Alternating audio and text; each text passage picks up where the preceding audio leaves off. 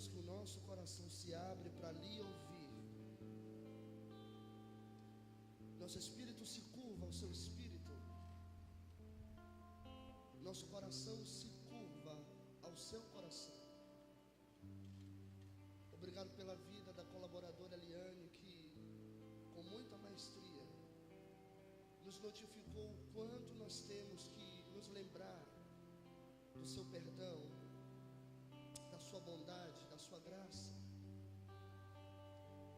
O quanto nós, Senhor, por muitas vezes somos esquecidos quanto à nossa condição original, condição na qual o Senhor nos encontrou, nos lavou, sarou nossa vida. Obrigado porque um dia como esse é mais uma oportunidade para nos nutrirmos da vida. Um dia como esse é mais uma oportunidade de desfrutarmos do seu coração. Senhor, não existe um dia que o Senhor não nos atraia à sua mesa. Senhor, não existe um dia que o Senhor não julgue ser necessário nos trazer a sua presença. Abrimos o nosso coração, declaramos que os nossos pensamentos se sujeitam ao seu espírito, declaramos que o nosso coração se abre à sua revelação. Queremos, por sensibilidade, ouvir a sua voz e entender que esse é um tempo, que chegou um tempo de aprender do Senhor, de aprender do Senhor. Chegou um tempo de aprender ao Senhor e não de aprender do Senhor. Tenha toda a liberdade, toda a liberdade, toda a liberdade. Toda a liberdade, toda a liberdade. Senhor, nos dá luz sobre a nossa condição espiritual. Nos ajude nessa noite a ver com os teus olhos. Nos ajude nessa noite a olharmos para dentro de nós com os teus olhos. Declaramos que toda essa esfera ambiental, ela é tomada por sua presença. Declaramos que todo esse ambiente, todo o ar que está nesse ambiente, toda a matéria nesse ambiente, todo o corpo físico nesse ambiente, tudo que está nesse ambiente é tomado por sua glória. Queremos entender, Senhor, qual é a nossa condição nessa noite? Em que condições nós estamos sendo encontrados nessa noite? Não queremos nos ver com os nossos olhos, eles são enganosos. Os nossos olhos nos ajudam a ver tudo com interpretação, Senhor. Nossos olhos nos ajudam a ver tudo com interpretações humanas. Nos ajude a nos ver com os teus olhos, porque quando os seus olhos são vistos, nenhuma interpretação há, porque o Senhor expressa sobretudo a verdadeira realidade. Eu sinto no Espírito, Senhor, que é uma noite de entendermos nossas condições espirituais e queremos ser fiéis a que o Senhor irá nos mostrar, em nome do Senhor Jesus. Meus irmãos, por favor, João capítulo 6. Aleluia. Obrigado, meu filho. João capítulo 6. Uma boa noite aos irmãos. Uma boa noite aos bem-educados. Uma boa noite aos mal-educados. E aos bem-educados, boa noite. Você já deu uma boa noite ao seu irmão que está ao seu lado? Já disse a ele que noite gostosa. Fale para ele que noite boa. Eu estou diante da igreja mais linda do Brasil, Alan. Essa igreja mais linda do Brasil. Tanta gente linda, tanta gente bonita. Ter duas pessoas como o Anderson e Caio aqui, eu acredito que nenhuma igreja do Brasil tem dois homens desse porte.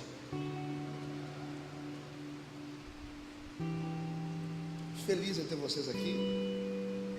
Muito feliz, Priscila, Douglas, sintam-se em casa.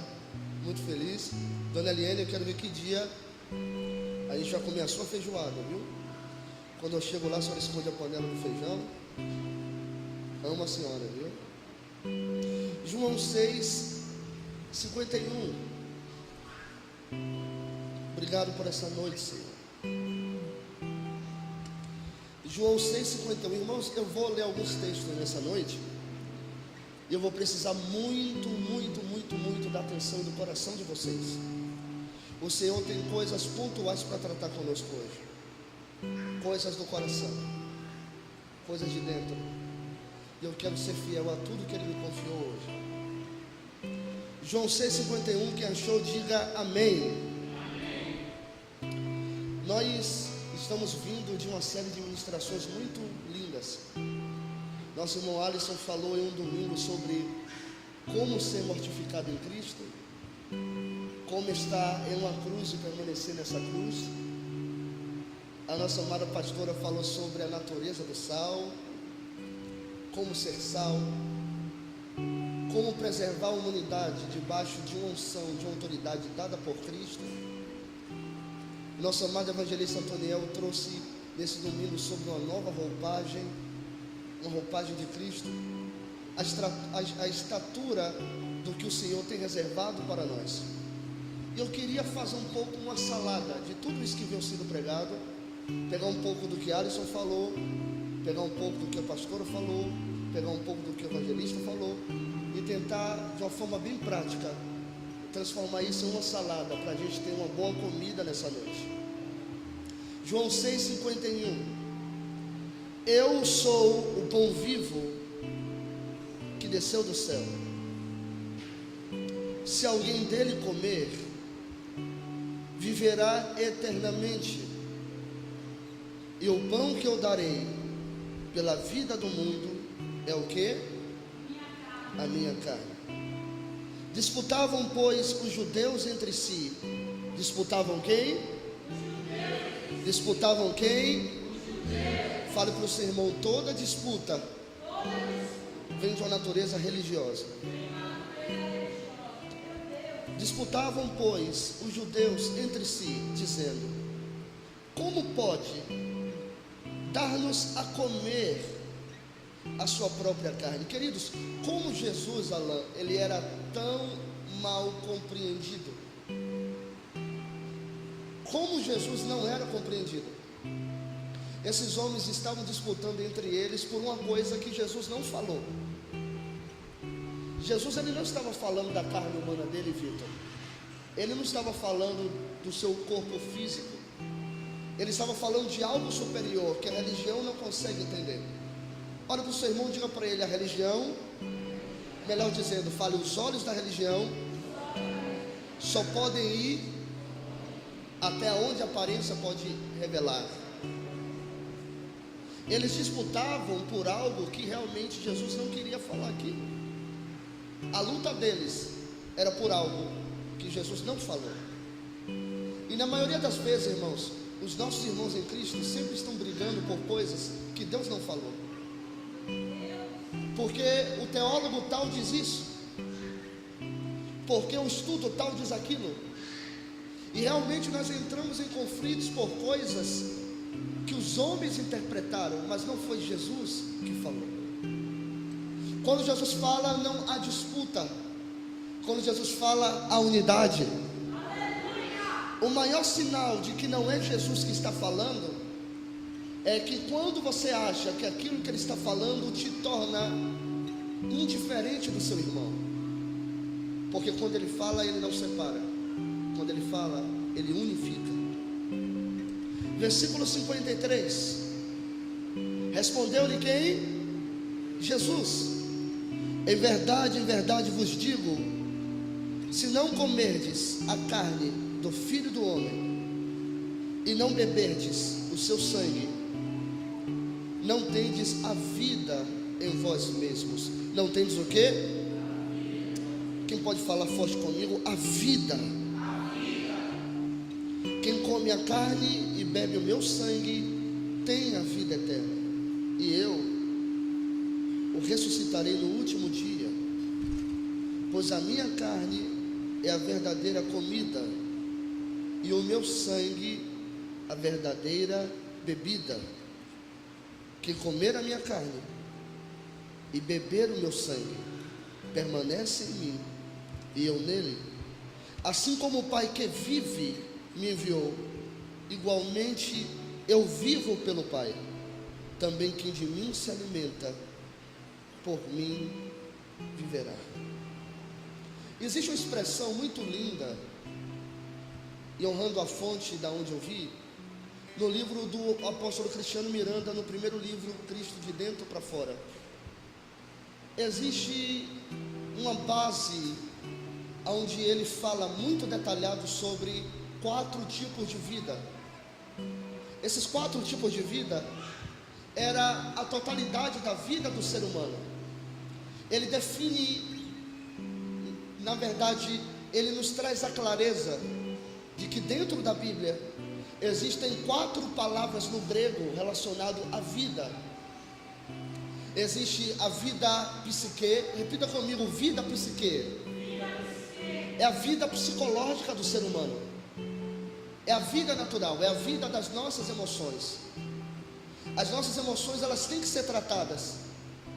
Temos que tratar das nossas emoções, temos que tratar dos nossos sentimentos, dos nossos pensamentos. É uma área da nossa vida que deve ter uma atenção. Assim como nós, nessa noite, estamos dando prioridade a um tratamento espiritual, a uma tratativa do espírito, da mesma forma a nossa vida emocional, ela deve ser vista com um ângulo de cuidado. Porque quando Deus criou o homem, Ele deu ao homem essa vida, a vida emocional, a vida psicológica, a vida dos pensamentos. E por várias vezes, em algumas passagens da Bíblia, vamos ver Deus usar a expressão vida da alma. Fale comigo, vida da alma. A vida da alma são os pensamentos do homem. A vida da alma são as emoções do homem. A vida da alma é o estado psicológico do ser humano. E em toda a Bíblia existem palavras que apontam para a vida emocional ou para a vida da alma. Uma segunda forma de vida que o apóstolo Cristiano ele coloca muito bem em seu livro é a vida bios. Quem puder comprar esse livro é muito importante. A vida bios. A vida bios é a vida natural, é a vida da natureza, a vida da criação. A água é vida bios, os pássaros é vida bios, as árvores é vida bios. Tudo que está relacionado com a criação e com o ser natural tem a vida bios. Uma terceira vida que está relacionada em toda a Bíblia é a vida anástrofes, que é o nosso mundinho, os lugares aonde nós andamos, as pessoas com as quais nos relacionamos, aonde nós comemos, o restaurante onde nós vamos. Seria o mundo particular de cada ser humano. Todo ser humano tem o seu mundo particular. Você tem o seu gosto, você mora em uma casa no seu gosto, você anda em lugares com o seu gosto, você tem amizades com o seu gosto. É o pequeno mundo de cada indivíduo, que no grego é chamado de anástrofes. E existe um termo de vida. Esse termo de vida está em toda a Bíblia. Essa vida era a vida que nenhum homem poderia criar por si mesmo. A quarta expressão de vida é a vida Zoe. Grita comigo, vida Zoe. Vida Zoe. A vida Zoe é a vida de Deus, Ed. A vida não criada. A vida bios foi criada. A vida psicológica foi criada. A vida individual do mundo de cada indivíduo foi criada, mas a vida Zoe é uma vida não criada, porque é a vida do próprio Deus. Quando Deus criou o ser humano, Drica, o homem tinha essas 4 vidas. Pode levantar a mão direita e falar: vida bios, vida psicológica, vida social e vida divina. Posso ouvir glória a Deus? Essas 4 vidas tinha como governo uma dessas 4. A vida Zoe governava a vida psicológica. A vida Zoe governava a vida biológica.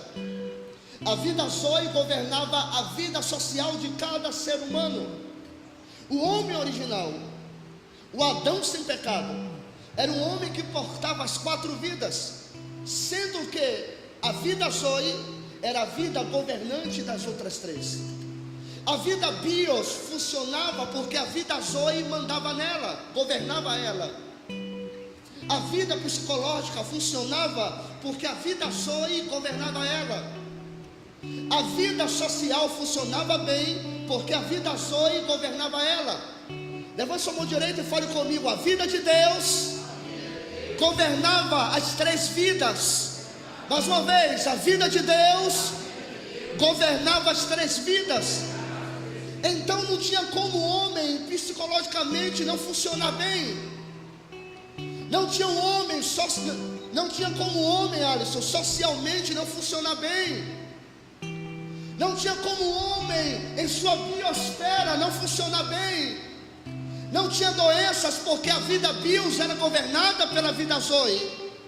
Não tinha tristeza porque a vida psicológica era governada pela vida Zoe. Enquanto o homem tinha a vida de Deus e as outras 3 vidas era governada por essa vida, ele não tinha como ter doença, ele não tinha como ter tristeza, ele não tinha como ter cansaço, como alguns de vocês estão hoje. Ele não tinha como ter isso, porque quando a vida de Deus governava as outras vidas, tudo era perfeito. Mas o que acontece com o homem, como o nosso evangelista Toniel falou no domingo passado, no momento que o homem peca, aquela árvore da vida que estava no jardim era a representação de Cristo com a humanidade. Cristo era a árvore, os homens eram os ramos. Quando Adão olhava para aquela árvore, Adão não conseguia entender, mas aquela árvore era ele fundido em Deus. Era ele sendo um com Deus. No momento que ele decide migrar daquela árvore, Alisson, para comer da árvore do conhecimento do bem e do mal, a vida não criada que habitava nele, a vida Zoe, a vida de Deus que habitava nele, mas não era dele, saiu dele. É por isso que o texto diz: e os olhos de ambos se abriram, porque no momento que eles comeram daquele fruto fora de uma ordem de Deus, a vida governante deixou de ser a vida que governava a vida deles. Aí começa a acontecer os problemas, porque as pessoas entristecem hoje, porque a nossa vida psicológica não está governada pela vida de Deus, porque nós temos doenças hoje, porque a nossa vida biológica não está governada pela vida de Deus, porque temos conflitos sociais, porque pessoas fazem atos de terrorismo, porque pessoas matam pessoas, porque pessoas mentem contra pessoas, porque como o pai da raça, chamado Adão, perdeu a vida governante, todas as outras vidas se desequilibraram. Olhe para o seu irmão e diga para ele: se a vida de Deus não governar as outras vidas, o resultado será desastroso. Posso ouvir um amém? Amém. Querido, quando a vida de Deus, Adriano, saiu do homem, quando o homem passou a viver sem a vida de Deus, diante do Senhor, aquele homem se tornou um ser estranho. Todo ser humano que saiu de Adão, ou todo ser humano que está em Adão, é um ser humano visto por Deus como ser estranho. Por que um ser estranho? Porque Deus havia criado aquele ser com 4 vidas, como uma das vidas, a vida governante, foi perdida por Adão, Deus não criou aquela criatura. Deus criou o homem com 4 vidas. Como o homem perdeu uma vida, aquele ser humano para Deus se tornou um ser estranho. É por isso que a Bíblia diz que nós, quando estávamos sem Cristo, éramos para Deus seres estranhos. Olha para o seu irmão e diga para ele: sem a vida de Deus, Deus não conhece o homem, porque Deus não criou o homem sem essa vida. Mais uma vez, fale para ele: sem a vida de Deus, todo homem é estranho, porque Deus não criou o homem sem essa vida. É por isso que toda geração que saiu de Adão era uma geração estranha. Por isso que Paulo diz: todos nós éramos estrangeiros. Por isso que Paulo diz: todos nós estávamos fora de Deus. O homem que não tem a vida de Deus, ele não é reconhecido nem como criatura por Deus, porque Deus não criou um homem com 3 vidas. Deus criou um homem com 4 vidas: a biológica, a psicológica, a social e a divina. Quando Deus vê uma criatura sem uma dessas vidas, Ele diz: eu não criei isso.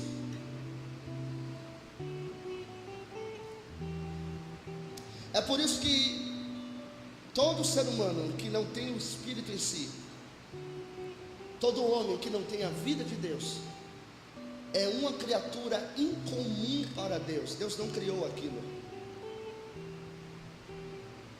Quando o homem peca, melhor dizendo, antes do homem pecar, bata no peito e diga: Deus morava no homem. Bata no peito, por favor, e diga: Deus morava no homem.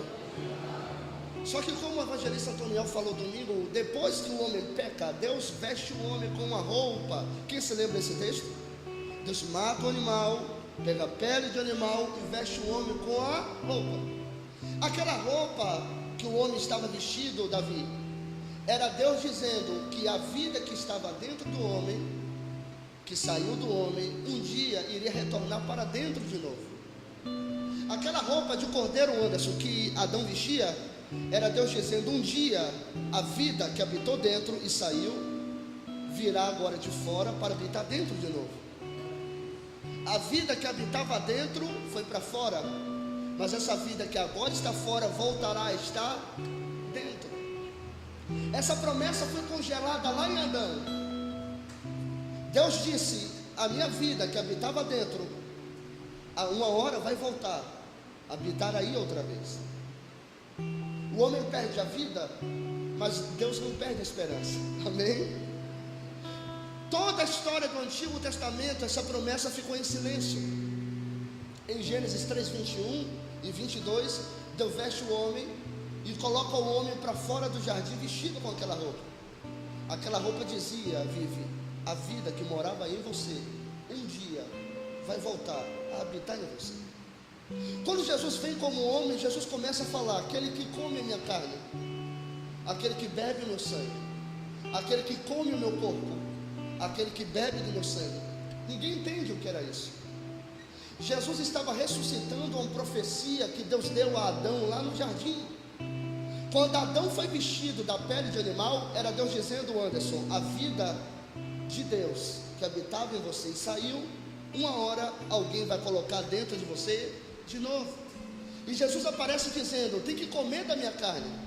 E Jesus aparece dizendo: tem que comer do meu sangue. Muita gente achava que Jesus estava falando de comida e de bebida física. Os judeus disputavam, havia um grande problema. Mas a palavra carne significa uma pessoa. Fale comigo: carne e sangue. Vamos lá, carne e sangue. A carne e o sangue simbolizam um ser humano. Quando Paulo diz: a nossa luta não é contra a carne nem contra o sangue, Paulo está dizendo: nós não podemos lutar com outros seres, o que? Humanos. Quando Jesus disse que nós teríamos que comer da carne dele, quando ele disse que nós teríamos que beber do sangue dele, ele estava dizendo que a pessoa que havia saído do ser humano desde o jardim, era a pessoa que iria voltar para dentro do ser humano através de Jesus. Comer a carne e beber o sangue não é comer uma comida.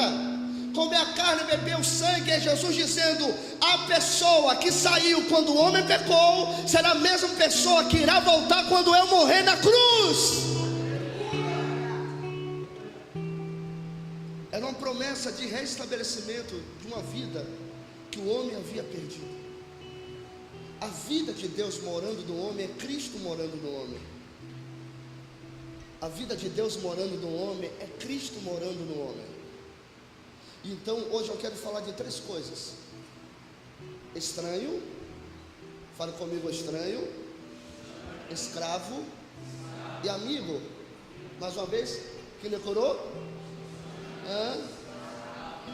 Quando Jesus estava dizendo assim: Anderson, vocês precisam que a minha pessoa viva em vocês, porque se a minha pessoa viver em vocês, a sua vida biológica será tratada, a sua vida psicológica será tratada, a sua vida social será tratada. Enquanto vocês não tiverem a minha pessoa em vocês, nada podeis fazer sem mim. É por isso que nós podemos ter o PhD que for, sem ele, nada. Porque quando o homem não tem ele, o homem é um ser estranho, porque falta algo à vida que Adão perdeu. Quem está comigo? Quem está comigo de verdade? Então Jesus, no capítulo 6, Alisson, 51, Jesus está falando com os estranhos. Pergunta forte, grita para mim: pastor, quem são os estranhos? Aqueles que não têm a vida de Deus neles. Estranhos. E Jesus dizendo: vocês são estranhos. Eles achando que Jesus era estranho, e Jesus dizendo: vocês que são estranhos. Falta uma vida em vocês, falta algo em vocês. Vocês perderam algo que vocês não sabem. Essa maldade de vocês é porque vocês perderam algo. Esse ódio de vocês quererem me crucificar é porque vocês perderam algo. Essa inveja que vocês têm de mim é porque vocês perderam algo. Só que aqueles estranhos não entendiam que faltavam algo na vida deles. O que era, grita, a vida de Deus. Então Jesus disse: você precisa comer a carne, você precisa beber o sangue, ou seja, você precisa que outra pessoa viva dentro de você. Quem era essa outra pessoa que vivia dentro do homem? Foi aquela que o homem colocou para fora na hora que comeu aquela maldita comida, que nunca poderia ter sido comida no jardim. Aquele que habitava em Adão no princípio, veio em outro corpo para voltar a habitar na humanidade de novo. A vida que habitava em Adão e teve que vir em outro corpo agora, chamado Jesus de Nazaré, para poder voltar a habitar no ser humano. Mas agora que está o conflito, muitos de nós recebemos a vida, mas deixamos de ser estranhos. Só que nem tudo foi resolvido ainda. Você ainda tem problemas psicológicos. Nós ainda temos problemas biológicos. Nós temos conflitos, dentro de nós, violentíssimos, Kézia. Nós recebemos a vida, mas qual é o processo que nós fomos inseridos? Veja comigo, por favor, capítulo 14 de João. João 14.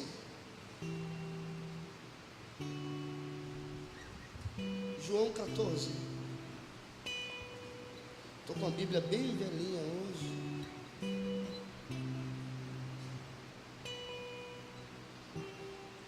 João 14.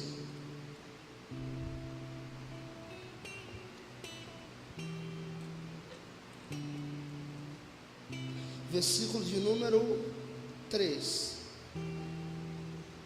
Jesus dizendo: e quando eu for e vos preparar lugar, voltarei e vos receberei para quem? Para mim mesmo, para que onde eu estou, estejais vós também. E vós sabeis o que? O caminho, o que, igreja? Para onde eu vou? Disse-lhe Tomé: Senhor, não sabemos para onde vais, como saber o caminho? Querido, talvez você já aceitou o sacrifício de Cristo em seu lugar? E pelo Espírito você já recebeu a vida dele em sua vida? Talvez a vida de Cristo já vive em você, Anderson. Todas as vezes que nós tomamos a ceia, Tony, uma vez por mês, estamos declarando que Ele vive permanentemente em nós. Quando você toma o cálice e quando você toma o pão, você está declarando publicamente, Anderson, Ele está vivendo em mim. Ele está vivendo em mim. É por isso que Ele disse: fazei a ceia em memória de mim. Ou seja, para declarar que Ele está vivendo em mim. Só que muitos de nós que temos a vida Zoe em nós, muitos de nós que temos a vida de Deus em nós, por muitas vezes nos deparamos com perguntas como essa: quantas vezes o Senhor quer nos levar a um lugar secreto com Ele? Quantas vezes o Senhor quer nos encher um pouco mais da sua glória? E Ele está falando uma língua e nós não estamos entendendo a língua que Ele está falando. É porque no momento que a vida dele vem morar em nós, no momento que a vida Zoe, ela é plantada em nós, ela não é plantada em completude, ela é plantada como uma semente. Levanta a mão direita e diga comigo: a vida de Deus plantada em mim não vem completa, ela cresce gradualmente. Esse é o problema. A vida de Deus plantada em você, Adriano, ela vem como uma semente. Eu já tenho a vida Zoe, eu já tenho a vida de Deus, a vida de Deus já vive em mim, porém eu sou inserido em um processo.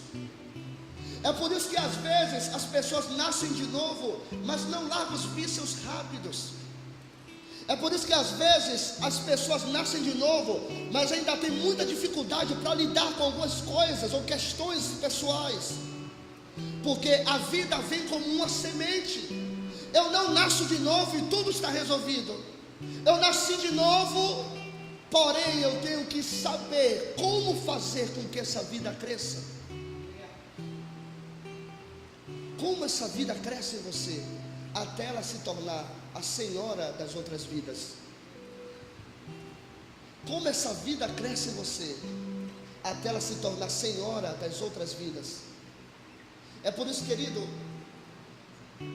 podemos ter meio século em uma igreja e podemos continuar tendo os mesmos problemas, porque o que difere o meu crescimento no Espírito não é o meu tempo cronológico, mas é o quanto essa vida cresce em mim. Podemos ter anciãos imaturos e podemos ter jovens amadurecidos. É porque o que faz com que essa vida cresça não é o meu tempo em uma casa. O que faz com que essa vida cresça é a minha responsabilidade em manter ela crescendo. Olha para o seu irmão e diga para ele: a vida de Deus em você é plantada como uma semente. Você precisa cuidar dela. Querido, eu vou dar para você 3 passos como a vida de Deus cresce em nós. São 3 princípios simples. Se você achar que deve anotar e aplicar na sua vida, é importante. O versículo de número 12, do 14, diz assim: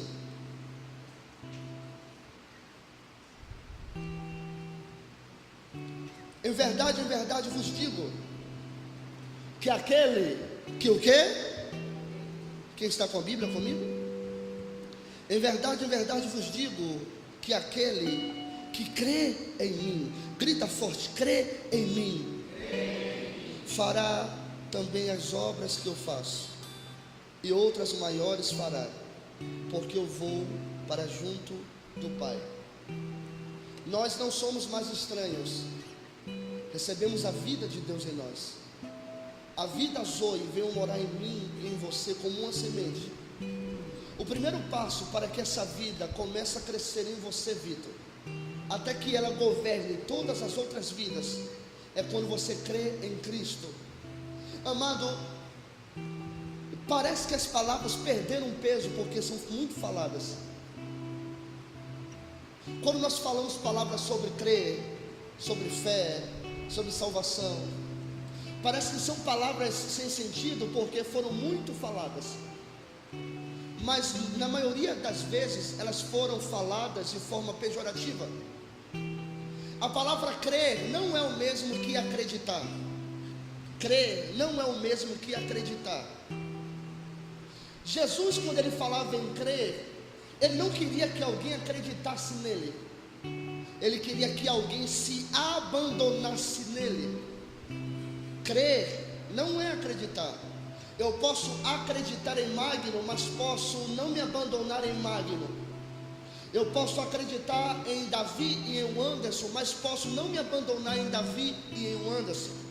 Quando Jesus falava em crer nele, ele não estava dizendo para alguém acreditar nele, ele estava dizendo para aquela pessoa passar toda a responsabilidade da sua vida para agora a vida dele. Como a vida dele começa a crescer em nós? Quando eu tiro da minha vida a responsabilidade por ela e deposito a responsabilidade da minha vida agora na vida que vive em mim, que não é mais minha. É por isso que Paulo disse: a vida que eu vivo na carne, a vida que eu vivo como homem, não é mais a minha responsabilidade, eu vivo pelo Filho de Deus. Crer em Deus, me abandonar em Deus, não é acreditar nele, é fazer dele a fonte determinante da minha vida. Querido, você pode crer nele, mas ele não pode mandar em nada em sua vida. Ele não quer ser crido. Desculpa, ele não quer ser acreditado. Ele quer ser crido. O salmista diz: eu criei, por isso falei. O salmista não estava dizendo: eu acreditei, por isso eu falo. Não é isso. O salmista estava dizendo: eu me abandonei tanto em Deus que eu posso falar e ele vai cumprir. Uma geração que se abandona em Deus, uma geração que deixa que o Senhor seja o governo de tudo em sua vida, uma geração que deixa que Deus seja a vida determinante da vida dele, é uma geração que vai falar e Deus vai cumprir. Porque não é uma geração que vai falar por si, é uma geração que Deus vai falar através dessa geração. Jesus disse: muitas coisas não aconteceram ainda, porque vocês não sabem como pedir. Mas no momento que o Espírito passar a pedir no seu lugar, tudo é possível ao que crê. Crer não é acreditar, entendam isso no Espírito. Crer é dar para o outro o poder de decidir as minhas escolhas. Davi disse: eu creio e falo, e acontece. Por quê? Porque quem deixou Deus escolher por ele é alguém que vai desfrutar de tudo que Deus está dando à luz. É um momento muito lindo de você dar um abraço para essa pessoa e dizer para ele assim: acreditar não é crer.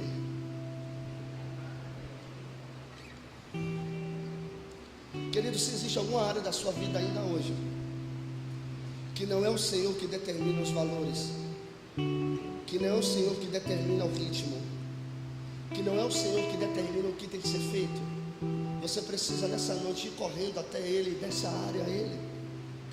Porque muita deformidade dessa área, ou a improdutividade dessa área, não é porque você não é capaz, mas é porque naquilo que Deus não governa, Ele não prospera. Muitas pessoas dizem: por que Deus não prospera a minha vida? Porque Ele não prospera o que Ele não governa.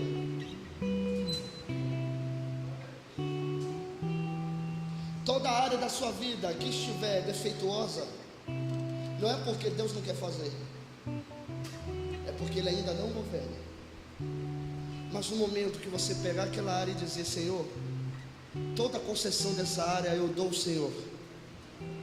Querido, eu estou dizendo em abundância, em prosperidade, não estou dizendo em dinheiro. É muito pobre falar de prosperidade em dinheiro, gente, é muito pobre. Eu estou falando de prosperidade em saúde, em vida, em virtude, em poder, em todas as áreas da sua vida.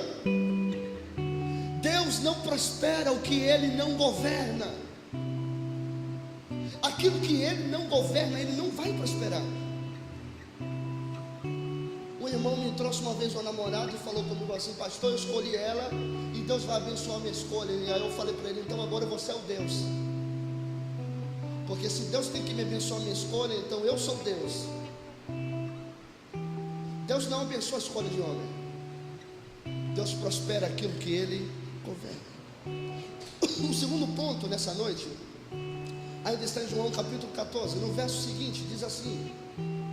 No verso seguinte diz: e tudo quanto o que pedirdes em meu nome, isso eu farei. Muita gente não entende esse texto porque não leu o verso anterior. 14:13. E tudo quanto pedirdes em meu nome, isso eu farei. Aí muita gente diz assim: eu vou orar e Deus vai fazer. Mas não leu o versículo 12 que diz: abandone nele primeiro. O 12 diz: se abandone nele. E o 13 diz: depois que você se abandonar nele, tudo que pedirdes em meu nome, eu farei. Porque não é você que está pedindo, sou eu em você que estou pedindo a meu Pai. A segunda chave para você fazer com que a vida de Deus ela seja nutrida em você, que ela cresça em você, é você se dedicar a uma vida prática de oração. Irmão, você precisa orar. Nós temos que sair do gancho da oração de terceiros e temos que entrar no lugar que Deus preparou para se encontrar comigo em oração. O primeiro passo para que essa vida cresça em mim é eu crer nele e abandonar nele. E o segundo passo é ter tempo com ele. Querido, o seu dia tem 24 horas. Amado, eu não busco a Deus quando eu estou em cima de um púlpito. Em minha vida, o lugar onde eu passo menos tempo é um púlpito. Aqui eu passo 1 hora, 40 minutos, mas eu tenho mais 23 horas para viver. Nós não passamos a vida toda dentro de uma igreja, no máximo 2h30, estamos aqui em um culto. Mas o que fazemos com as outras 21h30 ou 22 horas? Será que no lugar onde Deus designou para se encontrar com você em oração é o lugar onde você vai frequentemente? Amado, um filho que não ora é alguém que está andando no escuro buscando algo que não conhece. Uma pessoa que não tem uma vida prática de oração é alguém que está no escuro tateando as coisas, buscando entender aquilo que não pode compreender. Querido, você sabe por que muitas vezes Jesus passava a noite orando? Era porque, como ele não sabia como seria o seu dia, ele passava uma noite orando para ter luz de como agir no dia seguinte. A oração dava a Cristo a compreensão do que fazer no dia seguinte. Quantos textos dizem que Jesus orou a noite inteira e quando desceu do monte curou pessoas, expulsou demônios? É porque no momento que ele passou a noite no lugar secreto com o Pai mostrou a ele como ele deveria viver o dia que estava por vir. Posso falar algo para vocês? 80% da sua ansiedade é a ausência de uma vida prática de oração. Porque quem não ora está no escuro, tateando coisas que não compreende. Sabe por que você tem medo do futuro? Porque quem não anda no lugar secreto tem medo do que está por vir. Sabe por que você tem medo do futuro? Porque quem não ouve um Deus que conhece o amanhã tem medo da dificuldade que está reservada amanhã. Por isso que Jesus disse: todo dia tem o seu mal. Todo filho de Deus, ele é obrigado a viver uma vida de oração. A oração tira o cansaço, a oração tira o peso da mente, a oração tira a fadiga mental, a oração tira a fadiga espiritual. Um filho que não vive em oração é alguém que vai viver a vida tateando coisas. E querido, se você entra em uma casa cheia de móveis, é capaz de você ser ferido de tanto se bater nas coisas. Nenhum filho de Deus deveria viver em porta em porta. Já conversei isso com o Anderson. Nenhum filho de Deus deveria viver arriscando coisas. Porque quem arrisca coisas é quem não tem destino, mas o nosso Pai liberou o nosso destino. Em Cristo, o nosso destino está liberado. Eu quero declarar uma palavra sobre a sua vida. Eu declaro que a sua vida não será uma roleta russa. Eu declaro que você não irá andar de um lado para o outro arriscando sorte. O Senhor está te dando luz, qual é a direção que você deve seguir. E nessa noite, essa luz ilumina o seu interior para entender a agradável, perfeita, boa vontade de Deus. Quem pode aplaudir o nome dEle? Aplauda, aplauda. Levante a mão do seu irmão e diga para ele: você não vai. Diga, profetize e diga: você não vai arriscar sorte. Diga: você tem um destino. Diga: você tem um destino. Você tem um destino. Você tem um destino. Como essa vida cresce em mim, vivendo uma vida prática de oração. Querido, não se engane. Oh, como você ora bonito, suas palavras são bonitas. Quem disse que a oração tem que ser bonita? A oração tem que ser sincera. Senhor, estou assim.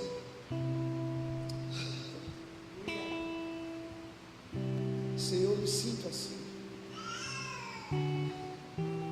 Senhor, me ajuda porque eu estou assim. Senhor, eu preciso entender por que isso. Se você mora com seus pais e você toma qualquer decisão dentro de casa sem comunicar ao seu pai, você fere a honra dos seus pais. Se alguém aqui mora com pai e com mãe ou já morou, toda decisão que você tinha que tomar, tinha que passar por quem? O seu pai. Ele ia decidir se aquela decisão era cabível com aquilo que ele te ensinou dentro daquela casa. Querido, se os nossos pais humanos se sentem ofendidos quando nós tomamos atitudes sem comunicá-los, imagine o nosso Pai Celestial. Quantas coisas você decide sem Deus aprovar? Eu estava lendo um texto na madrugada retrasada, que eu estou de mudança, você sabe, está uma loucura a nossa casa. Eu estava lendo um texto na madrugada retrasada, o Senhor falou algo muito forte comigo. Quando Neemias estava pedindo para o Senhor para que o rei liberasse ele para reedificar os muros, o rei chamou Neemias e falou: Neemias, você está triste? O que queres que eu te faça? Ele perguntou: Neemias, o que você quer? Era a oportunidade de Neemias falar o quê? Eu quero isso, eu quero aquilo. O texto diz: e Neemias, buscando discernir do Senhor o que deveria falar, o rei disse a ele: me pede qualquer coisa. E Neemias falou: eu preciso entender não o que eu quero. O texto diz: e buscando discernir o que o Senhor queria falar. E o rei perguntando na frente dele, e ele em silêncio, porque dentro dele aquilo estava acontecendo. Quando você vai tomar as decisões, irmãos, você é aquela pessoa assim, sim? Não ouve antes, não para antes, ora antes, busca conselho de irmãos maduros. Irmãos, eu estou com isso aqui, Ed. Você é um irmão maduro em Cristo. Irmão, o que você acha disso? Porque se a vida está em você e a vida está em mim, a vida irá testificar em você se aquilo que eu vou decidir é algo benéfico ou não. Estou falando para você chamar qualquer pessoa e contar a sua vida, irmão. Mas um irmão maduro, uma irmã madura, como essa vida cresce estando em um lugar secreto. Amado, qual é o lugar que você ora na sua casa? Todos os grandes homens de Deus, eles tinham um quadradinho na casa deles que era o lugar deles com Deus. Na casa de John Wesley, até hoje, tem a marca dos 2 joelhos dele, onde ele passava horas com o Senhor. O que ficou de John Wesley não foi as coisas que ele falou. O que ficou de John Wesley não foram as coisas que ele escreveu. O que ficou de John Wesley foi a marca marca dos joelhos dele, do quanto ele vivia com seu Deus. Querido, o que você vai deixar? Coisas que falam de você? Ou você vai deixar alguma marca que represente que você era um homem ou uma mulher que passava tempo com Deus? A desculpa é: a vida é outra, o mundo está tão corrido. Mas amado, você tem tempo para tanta coisa. Você tem tempo para ir num shopping escolher uma roupa, como eu tenho tempo. Pastor, isso é errado? Não é errado, irmãos. Mas podemos administrar pontualmente o nosso tempo. Como essa vida cresce? Tendo um lugar de oração. O terceiro ponto do crescimento dessa vida, irmãos, aguenta mais 10 minutos, já estou encerrando, por favor, amém? Posso ter liberdade, mais 10 minutos? Vamos acabar 9h30 em ponto, amém? Versículo 14 de João 14, versículo 15 de João 15, João 14, verso 15. Se me amais, guardareis os meus. Qual é a terceira realidade prática para fazer com que essa vida de Deus que chegou em mim como uma semente cresça em mim? Guardar os mandamentos. E guardar mandamento não é pegar algo e guardar em uma gaveta. Guardar mandamento não é pegar uma roupa e guardar em um guarda-roupa. A palavra guardar, Davi, é muito mal traduzida, porque no original ela fala de prática. Seria aquele que pratica os meus mandamentos. A primeira coisa que faz a vida crescer é me abandonar nele. A segunda coisa que faz a vida crescer é ter um lugar de oração, uma vida de oração. E a terceira coisa que faz com que a vida dele cresça em mim é quando eu aprendo a tornar aquilo que é falado em atos no meu dia a dia. Querido, é muito bonito nós lermos e discursarmos sobre o amor, mas quando Deus te bota em um quadro para amar, será que esse amor se torna prático na sua vida? Querido, porque o amor só é amor quando nós pintamos um quadro de ódio. Se não há ódio, não há amor. Se não há amor, não há ódio. O amor e o ódio são água e óleo. Nós só iremos definir o que é amor se houver o ódio. Agora, quando Deus te coloca diante de um quadro de ódio, você consegue tornar o amor uma realidade prática? Ou você é alguém que se acha no direito de se defender porque alguém te atacou? Ou você acha que você tem o direito de medir na mesma medida porque te mediram daquela forma? Eu só posso dizer que eu vivo algo quando eu estou diante de um quadro negativo. Porque nós podemos afirmar que Jesus é amor? Porque até o fim, diante do ódio, Ele amou. É fácil nos tornarmos o que as pessoas querem nos fazer. O difícil é, querido, tudo que vocês estão recebendo aqui será algo que Deus irá te levar a praticar. Isso é natural. Deus, Ele dispensa para que o que foi dispensado seja praticado. Fale comigo, aquilo que é dispensado, Deus irá requerer a prática. Então todo culto que você vai, por mais distraído que você esteja, você estando ali, Deus vai recobrar sua prática. Quem entra em um culto não pode entrar inocente. Deus vai te colocar diante de um quadro e vai dizer: aquilo que você ouviu naquele dia, faça isso agora. Como essa vida cresce em mim? Praticando o que Ele me entrega. Eu aprendi uma coisa de um grande homem de Deus, o apóstolo Hélio Sierra. Tem um viciado em crack em Taubaté, que todo dia vai pedir dinheiro ao apóstolo. Todo dia, de manhã. Todo dia vai na igreja pedir dinheiro ao apóstolo. E o apóstolo todo dia dá dinheiro a ele. Eu falei: apóstolo, o senhor dá dinheiro todo dia a esse cara? Ele falou assim: meu filho, se eu não acreditar que aquilo que eu faço pode mudar a vida dele, em quem ele vai crer? Na cabeça de alguns, idiota, está dando dinheiro a uma pessoa. Mas na cabeça de um homem maduro de Deus, ele não estava dando dinheiro, ele estava dando amor.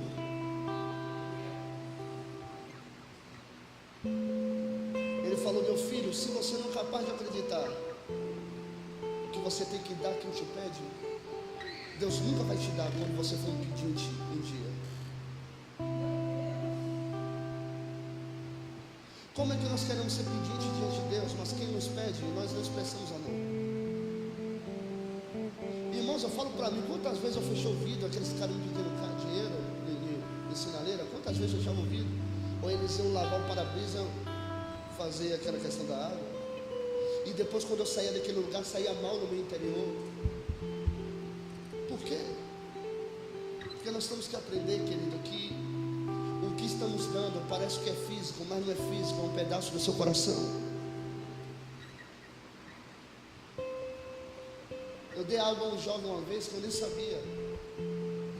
Anos depois, esse jovem me chamou esses dias e falou: você lembra aquilo que você fez por mim? Eu falei: não. Ele falou: aquilo que você fez me fez saber o que era ter um pai. Antes de você fazer aquilo, eu nunca sabia o que era um pai. E no momento que você pegou uma churrasqueira, assou uma carne e sentou comigo para comer comigo, eu entendi o que era ter um pai. Parecia ser algo tão simples, irmãos, eu nem me lembrava. Mas quando nós estamos dando algo a alguém, não estamos dando coisas, estamos dando um pedaço de nós. Eu posso ouvir um amém? Posso ouvir um amém? Querido, quando essa vida vai crescer em mim? Quando eu sair do campo da teoria e no meu dia a dia, na selva de pedra chamada mundo, eu fazer com que a natureza dele não me contamine, mas que o amor cresça em mim, flua de mim, flua. Se esse amor não fluir, você está com defeito. Existe um pregador que sempre dizia: crente pentecostal que não faz barulho está com defeito. Não, ele mentiu a vida inteira. Um filho que não ama, ele está com defeito, porque não tem a vida daquele que o amou. Aquele que nos amou irá requerer esse amor de nós. Essa vida cresce. Leva sua mão direita e diga: quando eu creio nele, quando eu tenho um lugar secreto. Diga: e quando eu pratico a palavra, quando eu expresso o amor. Encerro agora. Jesus está saindo disso, desse cenário. Jesus está saindo desse cenário. Aí no capítulo 15 ele fala algo. Leia comigo, por favor. Vamos entender que é uma construção.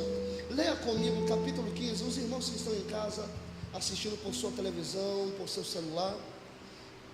João capítulo 15, versículo 1. Toda a igreja se anime e lê comigo em alta voz, em nome do Senhor Jesus. 1, 2, 3 e... Eu sou a videira verdadeira, meu pai é o agricultor. Jesus saiu, Jesus estava na ceia, Magno. Depois que ele estava ensinando aos discípulos como era que essa vida crescia neles, ele levantou-se da mesa e saiu. No meio do caminho, Davi, quando ele estava andando, ele viu uma videira. E quando ele viu aquela videira, Jesus amava ilustrar o que ele falava. Jesus não falou da videira por falar. O versículo anterior, o último versículo, no capítulo 14, diz que eles se levantaram e saíram do lugar. E no meio do caminho, ele encontrou uma videira e falou: está vendo essa videira? Eu sou a verdadeira. E o meu pai me plantou. E ele começa a falar sobre uma coisa interessante. Grite comigo e diga: estranho. Mais uma vez: estranho. Escravo. E o quê? E o quê? E o quê? Amigo. Estranho. Quando nós recebemos a vida de Deus em nós, essa vida começa a crescer. Nós não somos mais estranhos, mas passamos a ser escravos. Por quê, pastor? Porque, querido, essa vida dele começa a te pedir coisas que você não queria fazer. No capítulo 15, versículo de número 15, ele diz assim: já não vos chamo o quê? A palavra servos no grego é doulos, que significa escravo. Ele estava dizendo: aqueles que receberam a minha vida deixaram de ser estranho, mas mesmo deixando de ser estranho, ainda são escravos. Mas não olhe a escravidão no mau sentido, olhe no bom sentido. É quando a vida dele vivendo em você começa a te pedir coisas que você não queria fazer. Querido, aprender a obedecer a Deus custa. Aprender a obedecer a Deus inicialmente causa muita dor. Ele estava dizendo: vocês receberam a vida, mas vocês ainda não me obedecem por prazer, vocês me obedecem porque eu fiz de vocês escravos. O escravo faz, mas sem prazer. Quando essa vida começa a crescer em você, no capítulo 14 essa vida representada crescia, e no capítulo 15 Jesus fala assim: essa vida não cresce mais. Está vendo essa videira? Está vendo esses ramos? É isso que era no começo. A árvore da vida não era só eu, a árvore da vida era eu e vocês. Porque o propósito de Cristo não é Ele vir morar em você. O propósito de Cristo é que Ele, vindo morar em você, se funda com você. Não há diferença entre a videira e os ramos, tudo é árvore. Se você olhar uma videira, você não vai falar o quão lindo é o tronco, o quão lindo os ramos. Você vai olhar e você vai falar: que bonita é essa árvore. Porque quando essa vida cresce, ela te funde nele. Porque as pessoas não sabem se é mais você que está falando ou é Ele que está falando. As pessoas não sabem mais se é você que ela está vendo ou é o Senhor que elas estão vendo. A pessoa não sabe mais se é você que está tocando ou é o Senhor que está tocando. A sua vida se misturou tanto com Ele, a sua vida se fundiu tanto com Ele, que as pessoas não sabem quem é quem mais. Quando nós chegamos a esse princípio de fusão, é porque nós somos mais servos. Eu não vos chamo mais de servos, porque vocês não fazem o que eu quero agora por obrigação. Agora eu vos chamo de amigos. No original é filhos. Agora eu vos chamo de amados. Por que você não são mais servo? Porque, Caio, você não obedece mais por dor, não dói mais obedecer. Agora você tem prazer em fazer o que Ele quer que você faça. Não existe separação entre o ramo e o tronco. Não existe separação entre o fruto e a árvore.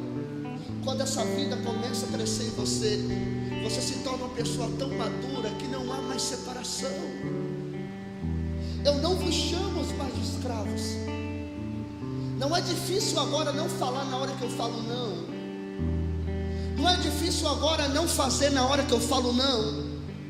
Não é difícil agora não andar na hora que eu falo não. Não é mais difícil, por quê? Porque nós nos habituamos tanto a obedecer a Ele, que agora não somos mais escravos. Se tornou tão normal obedecer a Ele, que não somos mais escravos. Somos amados dEle agora. Somos amados dEle agora. Somos amados dEle agora. Você pode aplaudir a Ele, por favor? Aleluia! Olha para o seu irmão, balance ele, diga: a vida precisa crescer. Diga para ele: a vida precisa crescer para te deixar de ser escravo e te tornar alguém amado. Não amado porque Ele não te ama, mas amado porque você aceitou ou se aceitou nele. Amado porque você se aceitou nele. Querido, é a nossa, eu não vou nem colocar como prioridade, mas é o tudo da nossa vida. Deixar que essa vida volte a governar as outras vidas. Obedecer não é um privilégio. Obedecer é a responsabilidade de cada filho. Jesus disse: todo aquele que está na videira dá fruto. Querido, não é o escravo que frutifica. Quem frutifica é o amigo. Enquanto nós obedecemos por dor, não seremos um doador de vida. Porque a pessoa que obedece a Cristo por dor é alguém que está em dores de partos, mas não consegue dar luz a nada. O filho que é um doador de vida, que somos nós, os filhos que se tornam doadores de vida, não são filhos que têm dificuldade em obedecer. São filhos que ganharam o prazer na obediência. O texto diz: e Cristo, sendo aperfeiçoado em muitos sofrimentos, decidiu obedecer e foi obediente até a morte, e até a morte de cruz. Mas o texto não termina dizendo assim. O texto diz: e Deus o exaltou soberanamente e lhe deu um nome que está acima de todo outro nome, no qual todo joelho se dobrará e toda a língua confessará. Querido, um filho de Deus só será exaltado quando obedecer não for um preço, quando obedecer lhe for prazer. Porque não são os servos que dão frutos, mas são os amigos, aqueles que se tornaram um com a videira, aqueles que se tornaram um com Cristo. Talvez você esteja em um desses estágios onde a vida está crescendo. Eu acredito que todos nessa casa estão amadurecendo, mas o Senhor quer levar o nosso nível. Se coloque de pé se você puder. O Senhor está querendo crescer o nosso nível. O Senhor está querendo fazer com que o nosso nível cresça. Ele está querendo fazer com que o nosso nível cresça. Ele está querendo fazer com que o nosso nível cresça. E para que esse nível de vida cresça, Ele vai requerer um nível maior de obediência. Todo filho que quer viver uma vida extraordinária com Ele terá que entender que ele tem que sair do campo aonde obedecer lhe custe. Ele tem que entrar no campo aonde obedecer se torna um prazer. Sabe por que o Pai falou que Jesus era o Filho amado em quem o Pai tinha prazer? Porque Jesus obedeceu por 30 anos escondido. Parece que aquela voz vem do céu do nada e diz: esse é meu Filho amado em quem eu tenho prazer. Deus não estava dizendo que tinha prazer naquela hora por Jesus. Deus estava dizendo que os 30 anos que Jesus viveu longe dos holofotes no mundo, Ele dava prazer ao Pai. Enquanto o mundo viu o Pai dizendo que tinha prazer no Filho, parecia que aquele prazer era naquela hora, Alisson. E Deus estava dizendo: há 30 anos esse meu Filho me dá prazer. Não tinha holofotes, não tinham câmeras, não tinham microfones, não tinha auditório, não tinha plateia. Era Ele, Maria, José. Ninguém sabia quem Ele era, ninguém sabia quem realmente Ele era. Mas mesmo sem o auditório do homem, Ele era alguém que dava prazer ao Pai. Ele não precisava do auditório humano. Ele era alguém que entendeu que vivia para dar prazer ao Pai. Ele era alguém que vivia para dar prazer a Deus. 30 anos da sua vida. Quem está te vendo, Jesus? Maria. Quem está te vendo, Jesus? José. Quem Quem está te vendo, Jesus? As madeiras, as cadeiras, as mesas. Quem mais está te vendo, Jesus? Mais ninguém. Mas por que você me obedece? Porque, Senhor, obedecer para mim deixou de ser doloroso. Obedecer para mim deixou de ser um preço. Obedecer para mim deixou de ser uma carga. Obedecer para mim deixou de ser uma carga. Obedecer para mim deixou de ser uma carga. Obedecer para mim deixou de ser uma carga. Obedecer para mim deixou de ser uma carga. Não faço porque me mandam, faço porque eu amo a Ele. Não faço porque me mandam, faço porque eu amo a Ele. Não faço porque me mandam, faço porque eu amo Ele. Estranho, escravo ou amigo, quem é você? Estranho, escravo ou amigo? Judas era um estranho, por isso que Judas não queria comer nele, porque Judas não sabia o que era aquilo.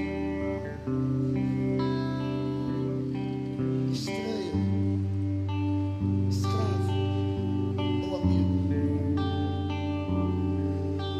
Eu acredito que essa geração, querido, nós estamos diante de uma grande geração. Estamos diante de uma grande geração, aonde, amado, vamos sair dessa baboseira de ser difícil ir para culto. Onde ir para culto não será difícil, onde ir para culto será um lugar de prazer. Eu quero declarar uma coisa, que os cultos serão lugares de menos lágrimas, os cultos serão lugares de mais sorrisos. Eu declaro em sua vida, amado, você não vai vir para o culto para ter bênção, você vai para o culto porque você já é uma bênção. Estamos migrando de visão. O Senhor está mudando as coisas. Ele está colocando algumas coisas no lugar, porque Ele é o Senhor da nossa vida. Levante suas mãos aos céus. Pai, te agradecemos por essa noite. Obrigado por nos fazer entender a sua bondade. Obrigado por nos fazer compreender o seu coração. Senhor, nós estávamos sem vida em Adão. Nossa vida biológica mal, doentes, degradados em nosso corpo. A nossa vida psicológica estava um caos, depressivos, amargurados. A nossa vida social era um grande problema, só tínhamos problemas porque estávamos em Adão, terceirizando a responsabilidade como sempre. Mas o Senhor nos transicionou até Cristo. O Senhor nos trouxe até Cristo. E em Cristo nós temos vida.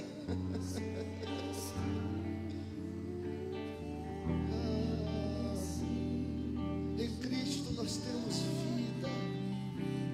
Em Cristo nós temos vida. Em Cristo nós temos vida. Transicionamos de fonte, Senhor. Não estamos mais em Adão. Em Cristo nós temos vida. Temos prazer em comer da sua carne, Senhor. Temos prazer em comer do seu sangue, Senhor.